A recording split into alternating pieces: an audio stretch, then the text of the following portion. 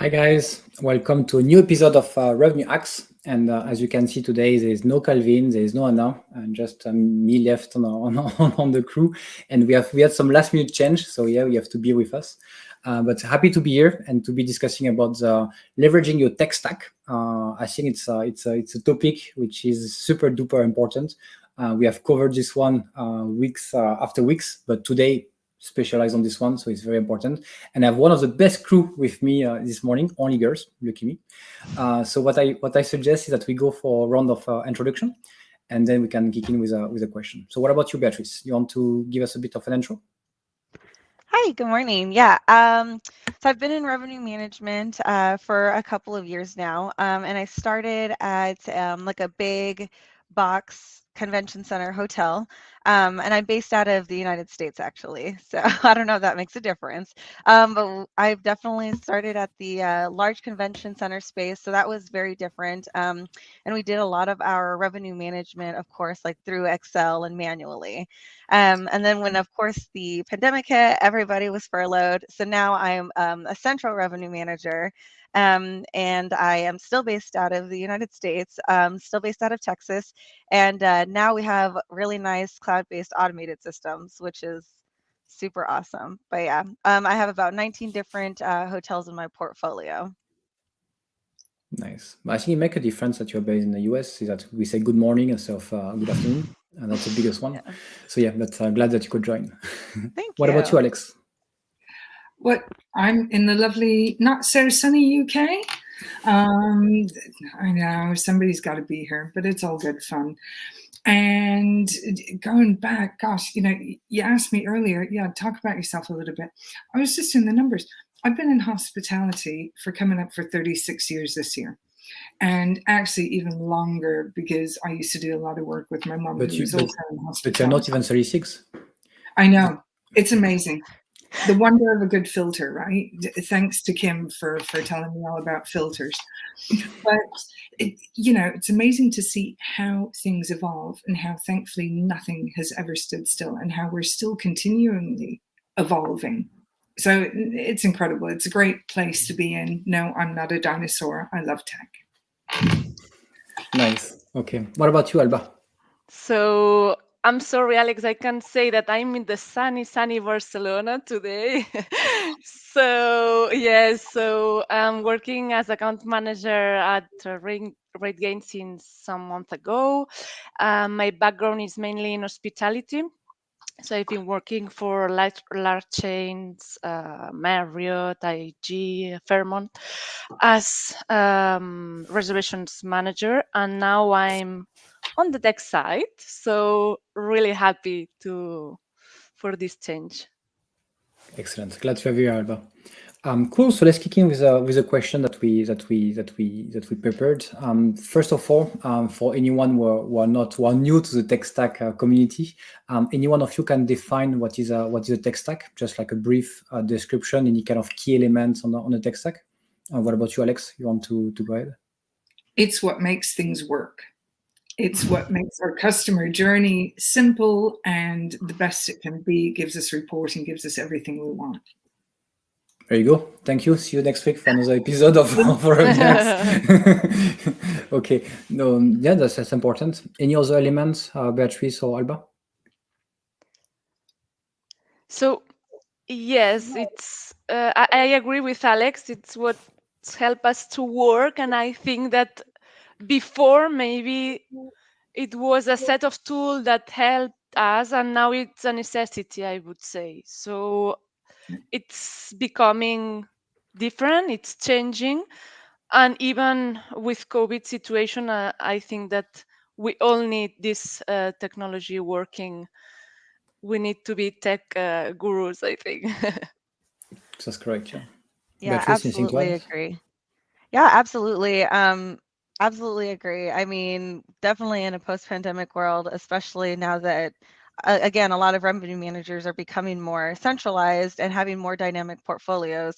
Having a cloud, like Thibault said earlier today, a cloud-based centralized system is very important to help keep all of your information clean and clear and organized. And like Alba said, in a post-pandemic world, it is incredibly difficult to forecast for demand right now. So having systems and the tech like what we have in your tech stack, hopefully that information is optimizing multiple times a day or as often as possible in real time, so we can continue to forecast and continue to focus on strategy and really make sure that we're not leaving any money on the table at the end of the day. Yeah, no, I think that's a good one. And for me, I will go even a bit deeper on the elements. I would say, like, for me, the tech stack is as well it's a kind of a big discussion, but the main one will be the PMS. The PMS will be at the center of the attention of the full tech stack. And then you have all the elements that are connected to the PMS, the property management system, which are the central revenue, channel manager, which will allow you to connect to the different OTAs and the booking engine and everything else. And then you have the revenue management system, which is very important, the CRM, and then you can add other elements on the tech stack. But that's kind of the big structure of any tech stack. And now I have the question at $1 million question: what is a good tech stack? Do we have this answer, or do we know what is a good tech stack and what is a bad tech stack? Anyone wants to jump in? For me, it's something. It's got to be agile. It's got to adapt with me. It's got to complement my process, not dictate my process. And that, I think, is a fundamental piece, right? Our dictation really comes from our guests, from their demands and what they want. And we need to have complementary systems that work with that and that support us and drive efficiency, right? And then also the knowledge that we can gain from it. So what's good, what's bad, what works for somebody might not work for somebody else. So it's really driving through and looking at what you have, right? So I think that it's important also to choose tools strategically. I mean, identifying which are the gaps and inefficiencies. So it's essential to drive growth in an organization. So sometimes it's true that we can be overwhelmed because nowadays there are many tools and maybe we don't know which one is the one I should take. But I think it's important to take time and check which is the best one for us. Absolutely. What about you, Beatrice? What is your best tech stack? What is the main features that you're looking into? Well, like I said, I am a central revenue manager now, and actually I work for a third-party revenue management company. So right now, we have our own central revenue management system that we use in-house. So my tech stack is very well organized by lots of engineers and lots of developers on the background who do an incredible job. But yeah, so that really helps out to have that, again, like that one-stop shop platform for my dynamic portfolio. I have about 3 different brands between my 19 hotels and just a handful of independents. So yeah, just I think that it's really important, again, keeping that central revenue management system as user-friendly as possible. And as long as it's optimizing regularly, I think those are probably my top 2 important things, I think. No, I think that's super important. And anyone listening, if you have your top 3 features that you're looking into your tech stack to leverage your tech stack, share with us in the comments.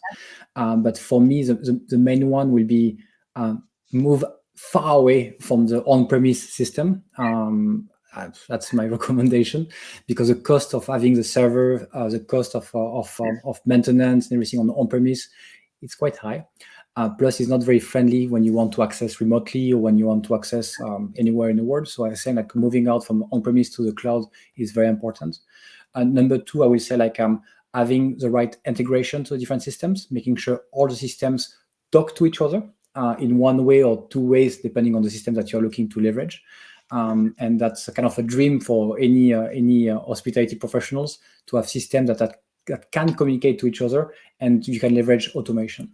And last but not the least, leverage a tech stack with the right partners, because you also need to make sure you align yourself with the vision of each element of your tech stack, not only with what the system is currently doing, but as well with a vision that you have. For example, like if you go with a PMS like Muse at the beginning, the system that you had at the beginning was a totally different one that you have today. So you have to make sure when you go with a new element that you align yourself with the vision of the founders of the company, because that would be the next few months, few years of development. That would be my three main things to look after.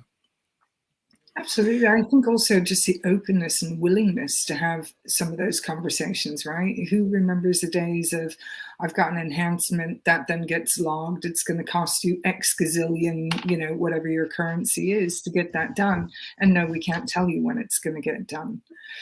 Things have moved on. We're now in an open API world. Many of the platforms are open API. So it's actually now getting closer to developers and getting closer to those people that can make things happen for us in real time.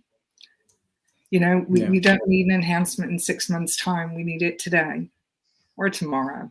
But that's the same as what Beatrice just mentioned, yes, the big brands, they want to develop their own tech stack, which makes totally sense, and I highly support it. However, sometimes you shouldn't reinvent the wheel, and you should go with third party instead of building it yourself.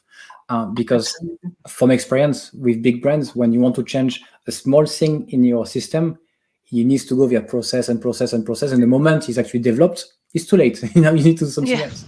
So with going with third party, with tech stack, which are actually experts on this kind of things, that their job to do the maintenance, to do the involve the development and so on, actually is much more efficient than building it yourself.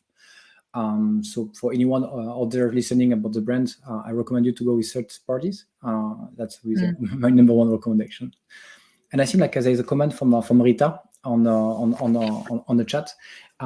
She mentioned a very interesting question about the difference and what we should go with, going with the all-in-one or the connected partners. The question is selecting one tech stack that does everything into one single platform, or going with a different partners for each element of your tech stack. What do you think?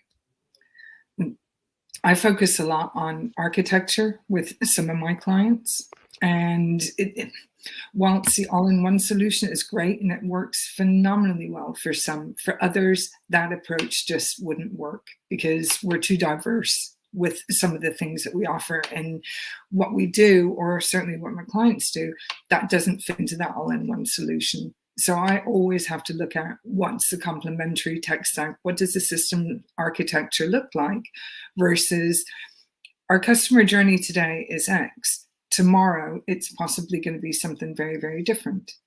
So it's trying to keep those balls up in the air and working with partners that can also work in some of those constraints, right? So it isn't a cookie cutter approach by any means. I like this approach. Anyone else? Any comment on this one? So I would say all in ones as well. I think I would, yeah. As Thibault said before, when your tools are, it's important that all tools are interconnected. So all the data is same across the platform and the platforms, and it's important the integration. So I would say that all in ones, but as Alex said, maybe for some of our clients it's not the best solution. So then we have to check maybe case by case, but I would say all in ones. Okay. What about you, Beatrice? Yeah, I think it's definitely, again, depending on who the client is, especially when you have a little more, of a dynamic portfolio, that it's a little bit of a hybrid, I feel like sometimes, because you're constantly making those adjustments. And again, like Alba and Alex said, that it's really what the client is looking for, and what their struggles are, because not all struggles are going to be the same across the different hotels or the different brands, or just honestly just ownership preference sometimes. So just constantly making those. So I do think that sometimes it does become a little bit of a hybrid. Yeah. And absolutely, and it's working with partners where you can love a PMS, but sometimes that PMS won't have the CRM capability that you need it to have. So you've got to go somewhere else. So it's the partner that you're working with, how good and how strategic are they, or open to market with other things. It again always depends on where will my customer journey even start. Right? It's not necessarily booking engine. It could be somewhere completely different. I could be loyalty based, in which case it'll start from a CRM platform and I need to drive it that way. Yeah. I don't see many comments today. So if you have any idea or anything, don't hesitate to put your comments below. But for me, actually, I will go against the flow as usual. I don't like the all-in-one solution because for me, I like to do this correlation and comparison when you go to a restaurant. And if you go to a restaurant which offers the same time Chinese, American burgers and dumplings or like any vegan, a bit of everything, I'm not sure if it's a good restaurant. So for me, I will go for different restaurants with their specialty when they're expert in one dish for each different restaurant. And that's my kind of approach. And I like to compare this one with the tech stack, meaning that you have companies which are great on PMS, but they are rubbish when it comes to revenue management system. And some people are great at revenue management system, but rubbish at CRM. So I will try to leverage and find this kind of golden nugget for each element, even if it means that it's more maintenance because you have to have all those kind of relationship and making sure you maintain this kind of tech stack correctly. But I will leverage the expertise for each element of the tech stack rather than to go with the all-in-one. So again, I go against the flow, but it's usual. That's a great point. And, I'm sure we've also all come across, say, a certain PMS solution that didn't have that openness and willingness to work with another revenue management platform or with a channel management platform. And you think, if I was the hotel, how would that make me feel that I'm being driven down this sort of kind of single pathway? More and more I'm experiencing it with payment systems, where that's coming into force. And you think, I still want to have that choice, So again, I think it's down to tech providers also to listen.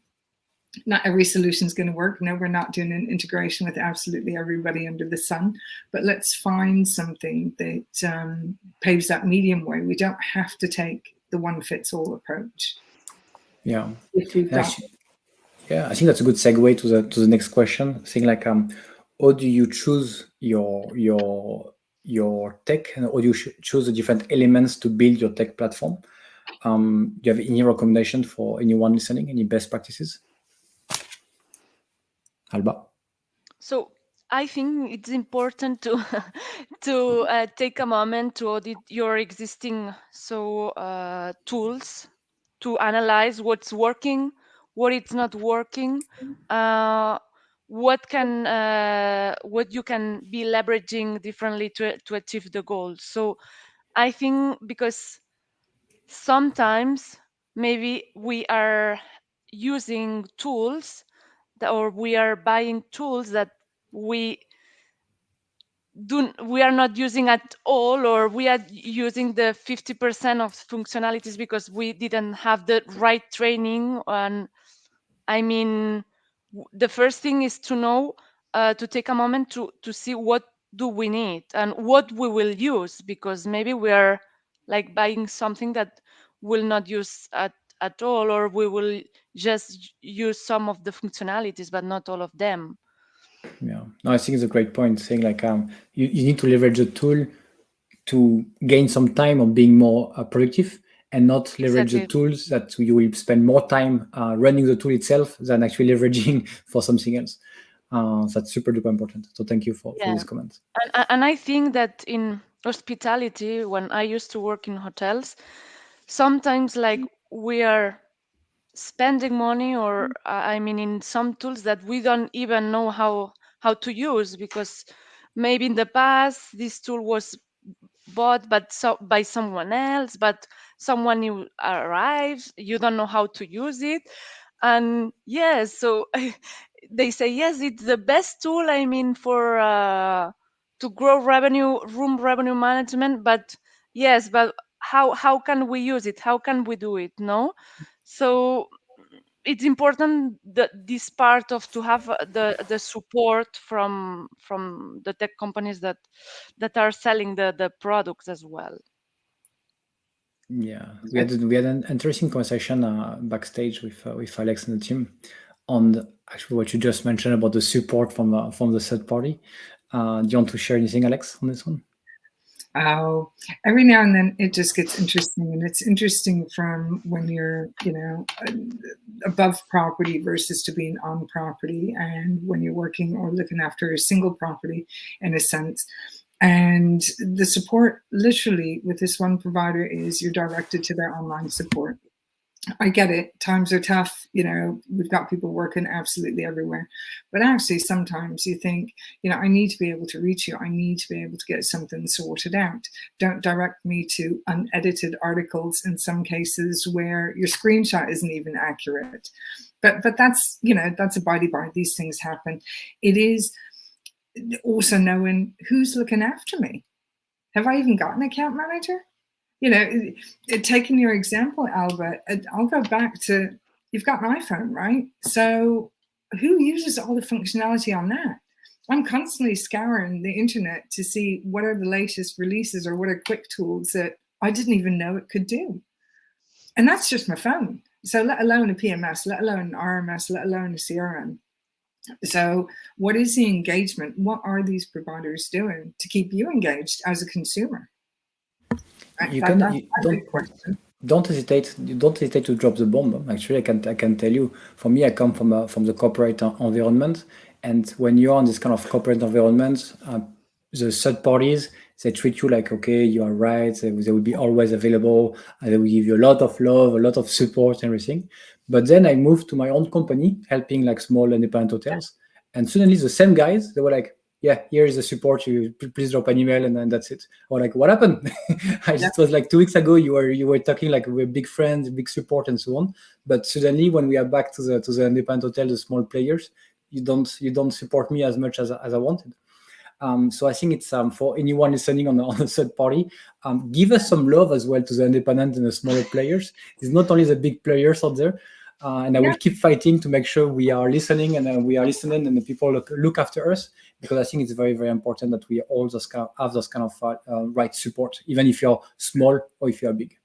Exactly, because those independents, then work with people like us who are saying, well, what tech stack should I have? Trust me, I want to know that my people, or any recommendations that I make, these people are getting the same love that I sort of kind of get. And anything less really just doesn't cut it. Correct, yeah. That's really bad, isn't it? That's so bad. I am totally systems agnostic. I need to put that out there, totally agnostic. But you do need to know that there is support, that nobody's left in the lurch. Yeah, and as well, I agree with the comment of Ruiz.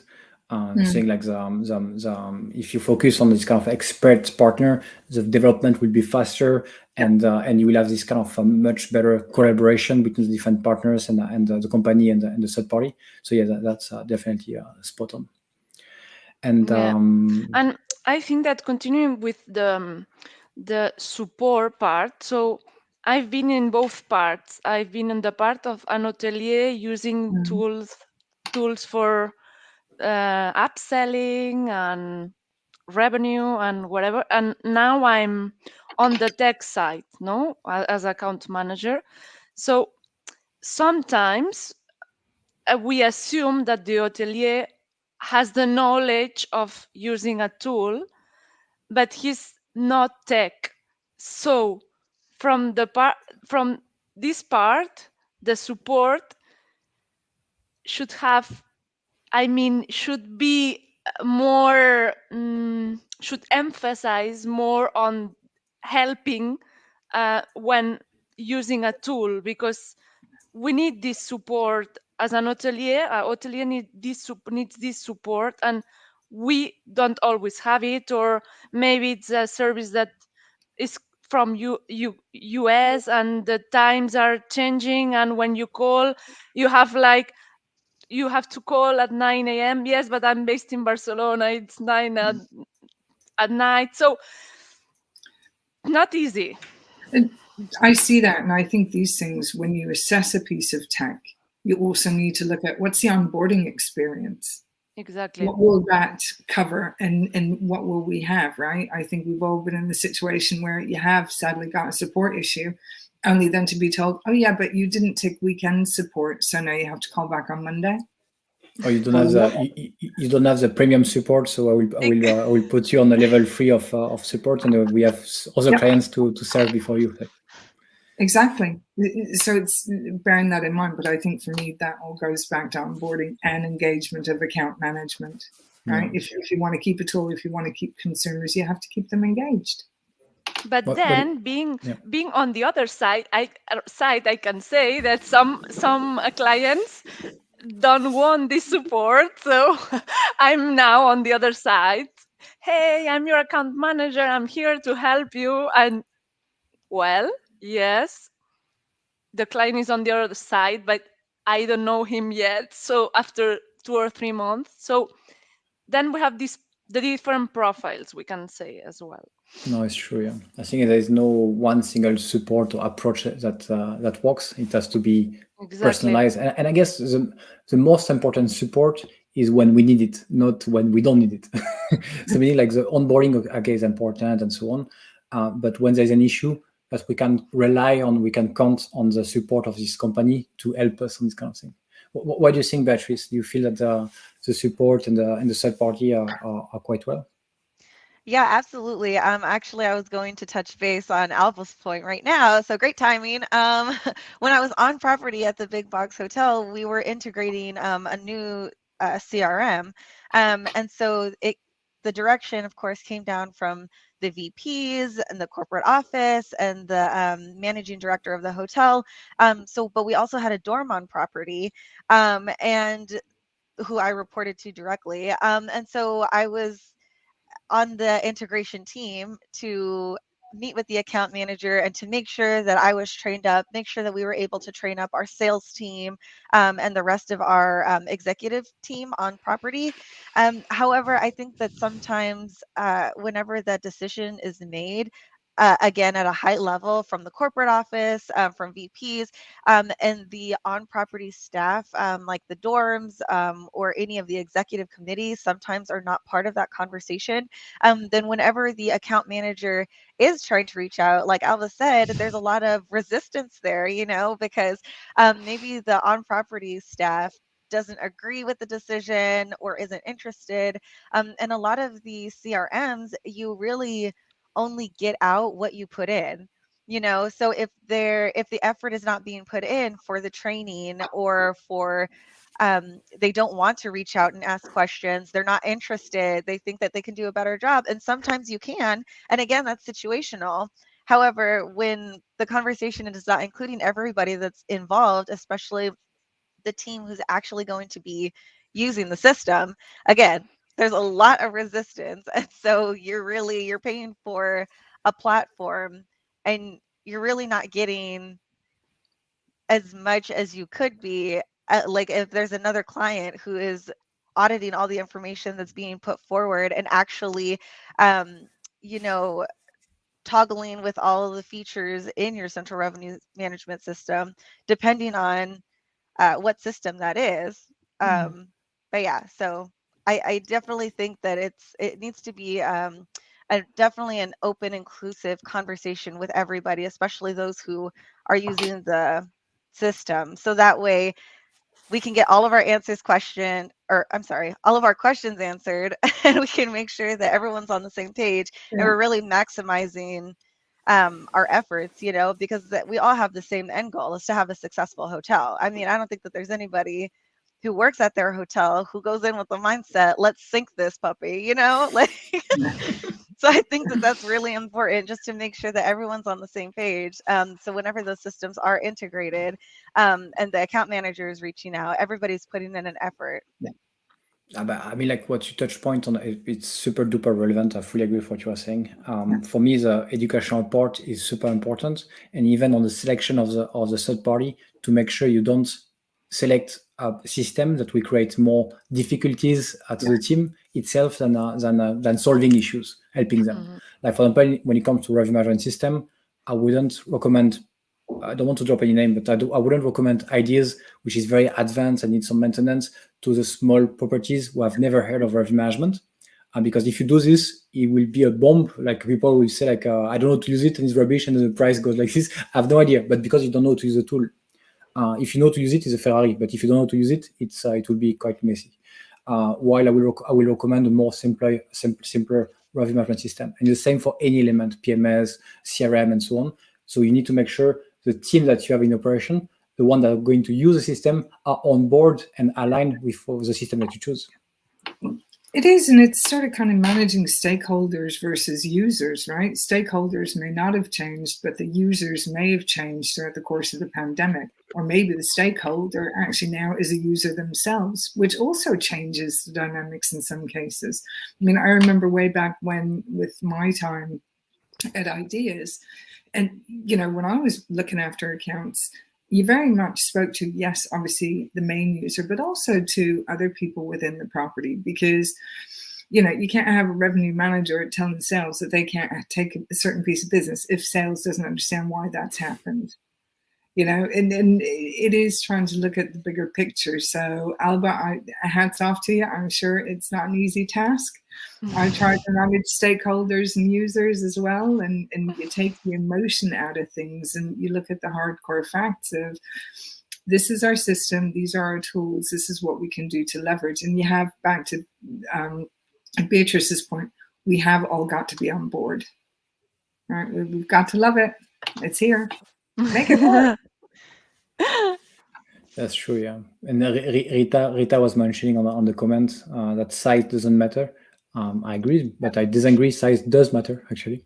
So I know we are talking about tech stack, so sorry. So yeah, the size doesn't matter. Yeah. But yes, no, that's very important. And Erika, you mentioned about the third party that sometimes we don't get any answer. So yeah, we are looking about the ROI and blaming the vendor. Do you have any comments, anyone on the team here on this one? I do. I think, you know, when it comes to it, we should always look at adding value. Every conversation needs to add an element of value. And it could be information, it could be awareness, it could be, you know, God, just ask me a question or anything like that. But it needs to be value of their time, as it really should be if we're bringing somebody in for a call for 15 minutes or whatever. I agree. Needs to make a difference. It has to be a partnership. It has to be a partnership. It has to be an ongoing relationship. And again, I see like Avalon as well is mentioning this kind of thing. But head off to any account manager who are trying hard to leverage the relationship between the hotel, the partners, and everyone. I think it's not an easy job. So again, we are not saying like the third party are bad and the support are all rubbish. I'm 1% sure that everyone is trying hard and everyone is trying very hard to create a good relationship. So heads off to you all. The thing is that we need them and they need us. So we need to work together. We are all on the same. I mean, yes, we need to find a partnership to work together. So I agree. But I think that is almost the important point to make, that it is a partnership. You know, we've said it a couple of times, but we need to re-emphasize any engagement that we have with a third party, even internally, right, between the different teams. We're still partners. We're not working against each other. There shouldn't be friction. Yeah. You need to overcome things to create awareness and to make it open and transparent. Feel the love, as Thibault would say. Yes, yes. This is a nice one. Feel the love. Yeah. We have to. We have to. Yes, no, but it's very true, and we all have to be peace and love, and all the partners working hand in hand together, and we all leverage Revpar and everything. That would be the utopian world that we have in hotels.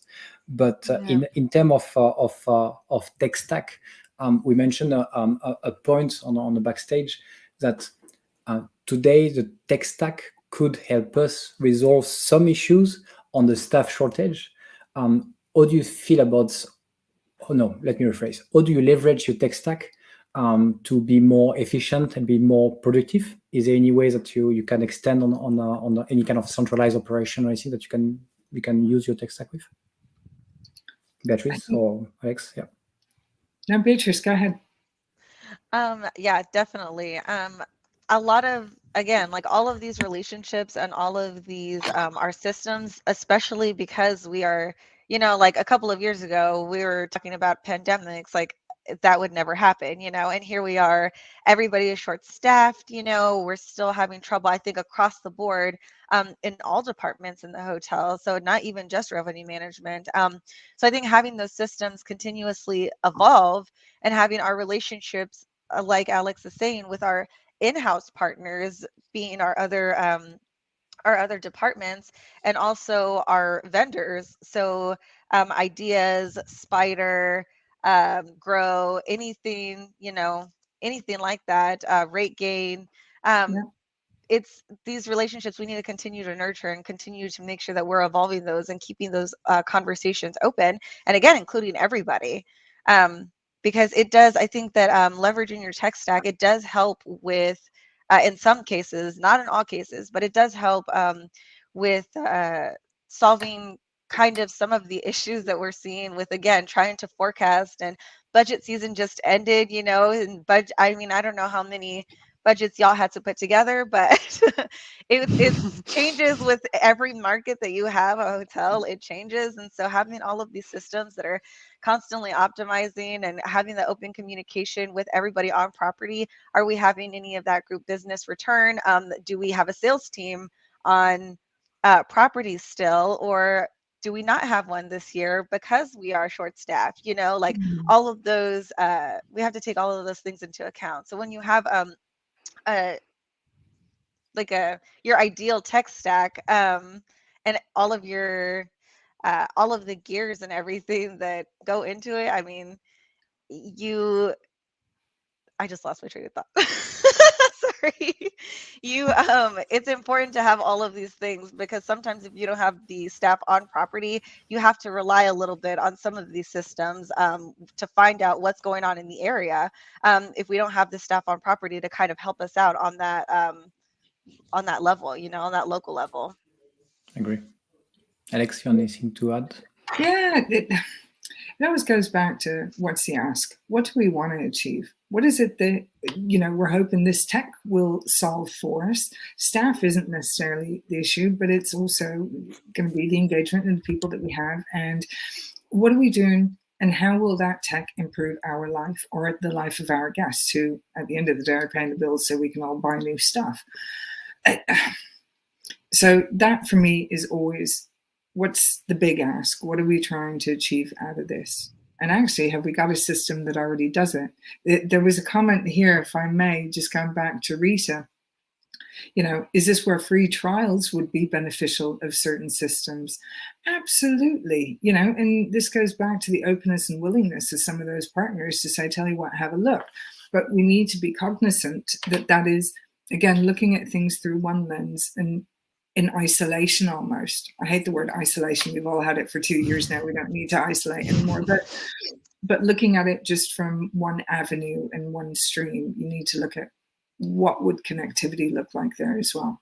But definitely. Anything to add, Alba?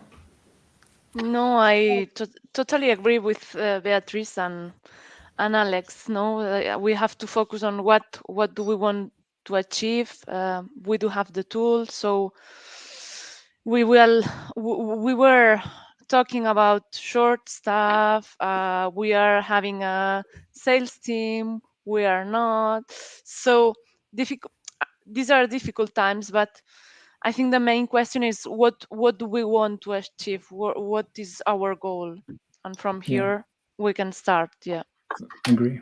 And for me, I see the reason why people should leverage the tech stack, not necessarily to replace any staff members, because it shouldn't be a replacement of your staff, but it should be an extension of your team. That's a very big difference in a way that you should leverage your tech stack to make sure your current staff can be more productive, and you could help them focus on things which are much more important rather than spending time on a lot of different tasks. You have a lot of automation that you can use the tech with, like the task and the tactics could be automated when it comes to revenue management. So you have a lot of tasks that you can automate and see the tech stack as an extension of your team. And as well, you can tap into the centralized structure when it comes to finance, when it comes to revenue management system, when it comes to revenue management support with outsourced revenue management or centralized office, because those guys need to have access remotely. So having the right tech stack is very, very important. Finance, so any back of house could be outsourced or externalized because you will have the right tech stack, so you can gain on productivity. And I think that's very important. But the most important thing that I just mentioned is not to use the tech stack to replace or to fire anyone in your team, but more to extend your team and to help them on a day-to-day.